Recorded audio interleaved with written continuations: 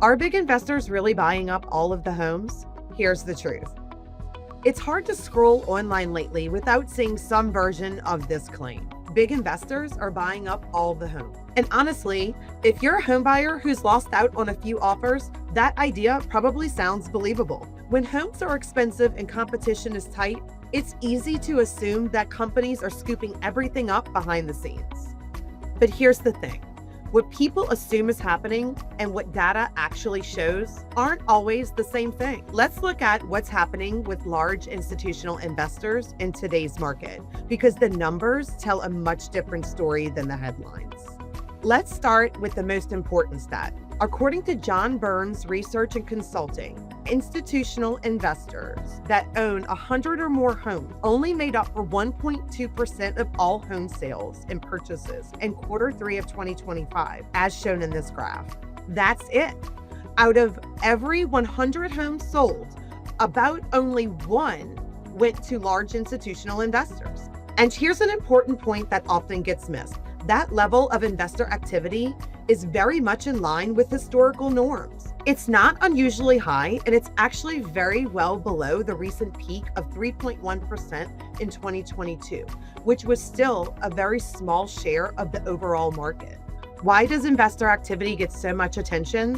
One, because investor activity is not spread evenly. And two, the term investor is very broad.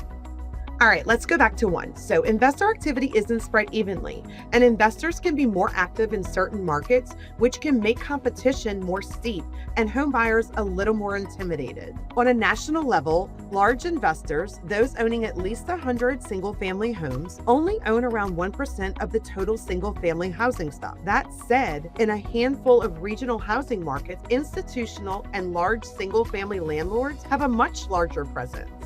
And then number two, investor is a broad term. Part of what makes the share of purchases sound so big when it comes to investors is that they are linking together Wall Street investors with your neighbor who may own 1 to 2 rental property. And those two buyers are very different buyers. We must understand the difference. In reality, most investors are small local owners, not massive corporations. And when you group together all investors in a single headline as one stat, it makes it look like these corporations are dominating the market, when in fact, some of these investors are your neighbors that own 1 to 2 rental properties. Yes, big investors exist. Yes, they buy homes, but nationally, they make up a very small share of home purchases, far smaller than most people realize. The bigger challenges around affordability have much more to do with supply, demand, and years of underbuilding, rather than to do with a big corporation coming in and competing against an everyday buyer. That's why it's important to separate noise from reality, especially if you're trying to figure out if now is the right time to move.